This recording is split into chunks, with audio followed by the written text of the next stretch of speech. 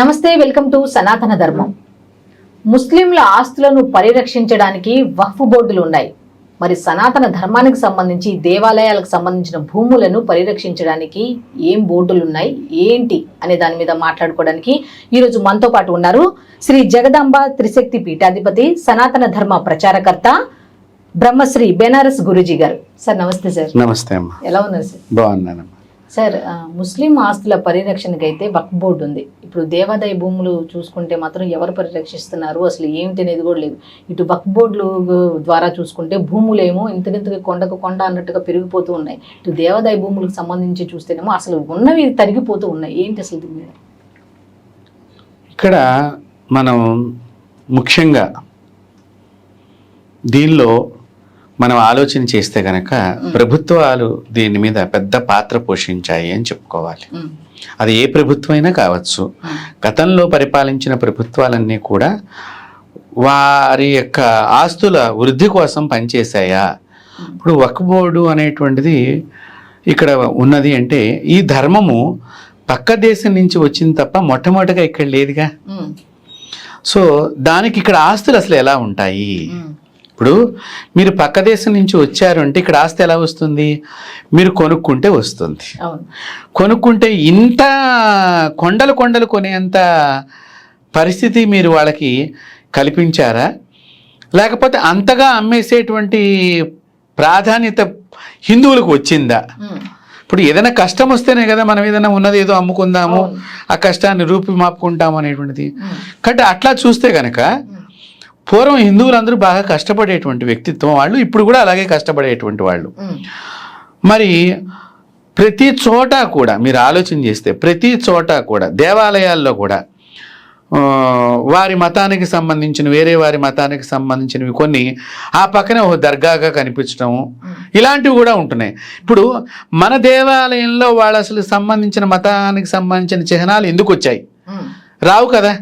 ఇప్పుడు ఒక మనం దేవాలయం కట్టామనుకోండి అమ్మా, ఈ దేవాలయంలో ఒక ఏ మతానికి సంబంధించిన వాడైనా సరే వాడి మత దేవాలయాన్ని కట్టేటప్పుడు పరమత దేవాలయానికి సంబంధించినవి దానిలో పెట్టుకుని కట్టడు కదా. అంటే ఒకవేళ అలా వచ్చినాయి అంటే దాన్ని పడగొట్టో, దాన్ని నాశనం చేస్తూ, దాన్ని విధ్వంసంగా చేస్తూ వీళ్ళు అక్కడ వాళ్ళ యొక్క ప్రతిమల్ని పెట్టడమే జరిగింది మన భారతదేశంలో. అలా చాలా చోట్ల ఉన్నాయి. ఇప్పుడు దాన్ని కూడా ఈ వక్ఫ్ బోర్డులోకి తీసుకుని వెళ్ళిపోయారు. ఇది పెద్ద అసలు ఆశ్చర్యకరమైనటువంటి విషయం. మరి ఇలాంటి దాన్ని ప్రభుత్వం ఏం చేస్తోంది ఇన్ని రోజుల నుంచి? ఏ ప్రభుత్వమైన పరిపాలన చేసిన ప్రభుత్వాలు అలాగే వారికి ఎక్కడ పడితే అక్కడ, అంటే నేను ఒకటి విన్నాను, మరి వాళ్ళు వచ్చి ఇప్పుడు మీ ఇంటిని ఇది వక్ఫ్ బోర్డు అని ఒక జెండా పాతితే మీరు వెళ్ళి మీరు కోర్టులను ఆశ్రయిస్తే పని జరగదటండి. వాళ్ళ యొక్క కోర్టుల్లోకి వెళ్ళాలంటే అక్కడ ఉండేటువంటి ఆ మత పెద్దల యొక్క సంరక్షణలో మీరు విచారణ చేసి వాళ్ళు జాలి దలిచి దయదలిచి మీ స్థలాన్ని మీకు వదిలేస్తే తీసుకోండి, లేకపోతే లేదు. అంటే చూడండి ఎంత ఇది దుర్మార్గమైనటువంటి దుశ్చర్యనో మీరు ఆలోచన చేయండి ఇక్కడ. కాబట్టి మరి ఇది చాలా తప్పు అసలు. ఇది మనం అందరూ కూడా హిందువులు అందరూ కూడా ఖండించవలసినటువంటి ముక్తఖండం. ఇది తెలుసుకోవాలి కూడా. అంటే నేను కూడా ఇలా వినటం మూలకంగా కొన్ని మేము ప్రచారంలో ధర్మ ప్రచారంలో ఇలా జరిగిందని మాకు కూడా చెప్పడం మూలకంగా, అలాగే మీరు ఇప్పుడు జోగులాంబ మందిరానికి వెళ్ళండి, అక్కడ కొంత వేరే మతపు రంగు ఉంటుంది. నిన్న మొన్నటి దాకా కూడా మీరు చూసినట్లయితే ఇప్పుడు అయ్యప్ప స్వామి దేవాలయానికి వెళ్ళేటప్పుడు కూడా శబరిమలలో అక్కడ కూడా వాళ్ళది ఏదో మతానికి సంబంధించింది ఒకటి ఉన్నది. అలాగే మన వేములవాడలో కూడా అలాగే ఉన్నది. వేరే చోట ఎక్కడికి వెళ్ళినా ఇవో కొన్ని వాళ్ళ మత. ఇప్పుడు మన దేవాలయం దగ్గరికి వాళ్ళు ఎందుకు వచ్చి దేవాలయం కట్టారు? ఆ కట్టడానికి ఇప్పుడు మన దేవాలయం కట్టాలంటే ప్రభుత్వం వారి పర్మిషనర్స్ అడుగుతున్నారు కదా. వాళ్ళ దేవాలయాలు కట్టేటప్పుడు మరి పర్మిషన్స్ తీసుకుంటున్నారా? ఒకవేళ పర్మిషన్ ఇస్తే మన దేవాలయం పక్కనే ఇచ్చి వాళ్ళని మనల్ని కొట్టుకునేటట్టుగా ప్రభుత్వాలే దీన్ని ప్రోత్సహిస్తున్నాయా? అది కూడా ఆలోచన చేయాలి మనం. ఇప్పుడు ప్రభుత్వం అనేటువంటిది అందరికీ సమానంగా అన్నప్పుడు మరి మనకి కూడా ఒక వాళ్ళకు ఉన్నట్టుగా ఒక వక్ఫ్ బోర్డు ఉన్నట్టుగా మరి హిందువులకు కూడా సనాతనమైన బోర్డు ఎందుకు పెట్టలేదు? అప్పట్లో పరిపాలించినటువంటి ప్రభుత్వాలు సనాతన బోర్డు పెట్టి ప్రభుత్వ దేవాలయాలకు సంబంధించినవి ఎందుకు దాయలేదు, దీనికి సంబంధించిన భూములు ఎందుకు దాయలేదు అనేది కూడా ఇది పెద్ద ఈ దేశానికి, ఈ దేశంలో ఉండేటువంటి హిందువులకి తీరని అన్యాయమే ఇదని మనం చెప్పుకోవాలి. ఓకే. ఇంకో మాట, ఈ మధ్యకాలంలో హిందువులే శత్రువులుగా మారుతున్నారు, ఎవరికి ఒకళ్ళు ఏకతాటిపైకి రారు అనే మాట కూడా ఎక్కువగా ఉంటుంది. వాస్తవం ఏంటారా?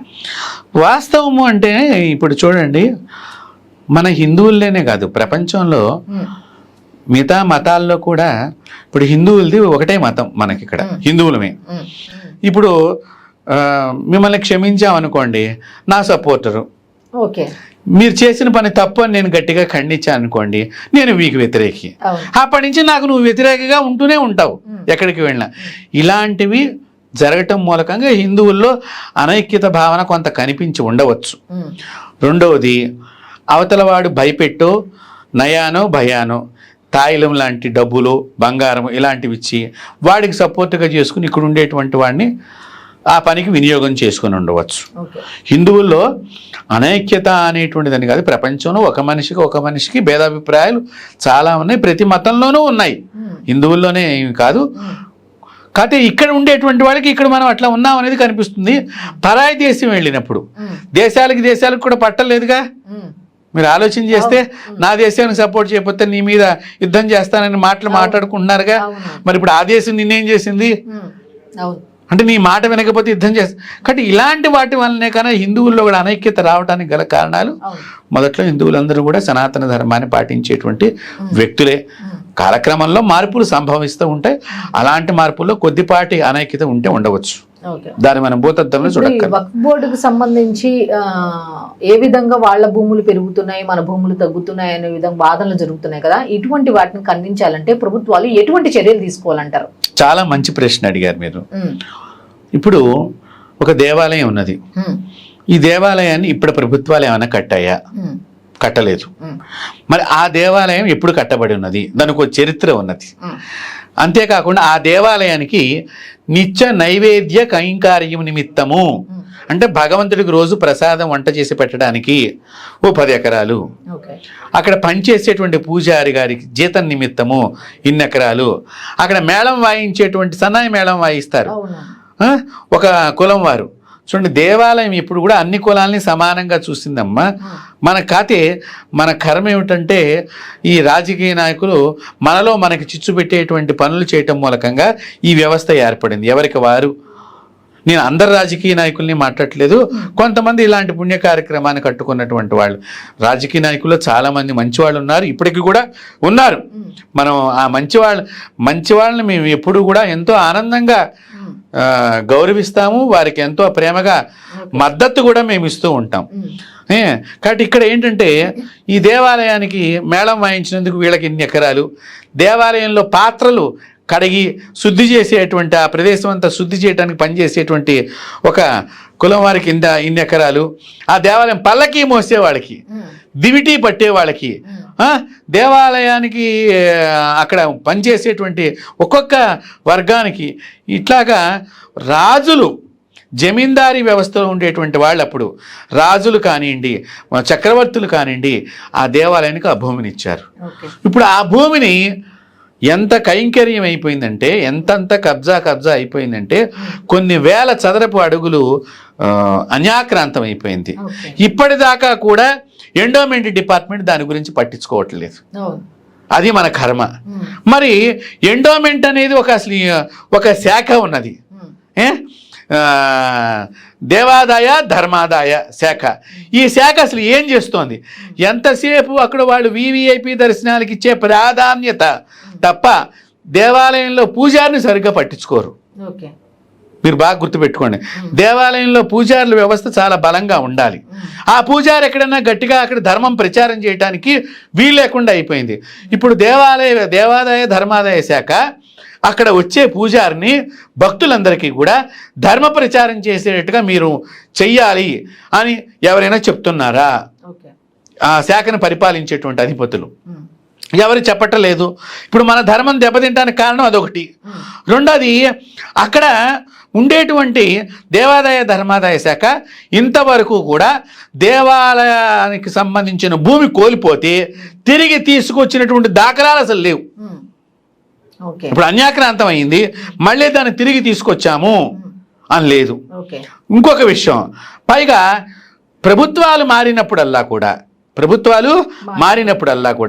ఒక్కొక్క కొత్త రూల్స్, కొత్త చట్టాలు శాసనసభల్లోనూ పార్లమెంటుల్లోనూ ఇవి చేయటము, ఈ దేవాలయ భూమిని వేరే విధాలుగా మేము ఉపయోగిస్తున్నాము అని చెప్పి అన్యమతం స్వీకరించిన వాళ్ళకు కూడా భూదానం కింద వీళ్ళు ఇది సంప్రాప్తం చేస్తున్నారు. ఇప్పుడు దేవాలయ భూములు ఎందుకు చేయాలి? మీరు దేవాలయ భూమిని, అసలు దేవుడికి ఇచ్చిన భూమిని, దేవుడు మిమ్మల్ని ఆ భూమిని కాపాడమన్నాడు, దేవుడు ఆ భూమిని ఆయన కైంకర్యానికి ఉపయోగించమన్నాడు. ఆ ఉపయోగించకుండా దాన్ని మీరు వేరే రకంగా ఎందుకు మారుస్తున్నారు? అదేమన్నంటే పేదలకు పంపిణీ అని ఒకటి పెద్ద బోర్డు పెడుతున్నారు. నిజంగా ఎంతో కాలం నుంచి పేదలకి స్థలాలు పంచుతున్నప్పుడు పేదలు అనేవాళ్ళు తగ్గిపోవాలి కదా, మరింత ఎందుకు పెరుగుతున్నారు? మనం అది కూడా ఆలోచన చేయాలి. వాస్తవంగా చెప్తే పేదలకి నిజంగా సహాయం అందుతోందా? సరే, ఆ పేదలు ఏ మతంలో ఉన్నారు?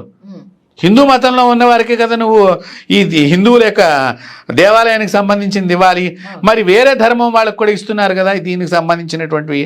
ఈ విధంగా దేవాలయాలకు సంబంధించినటువంటి భూములు అన్యాక్రాంతం చేస్తున్నారు.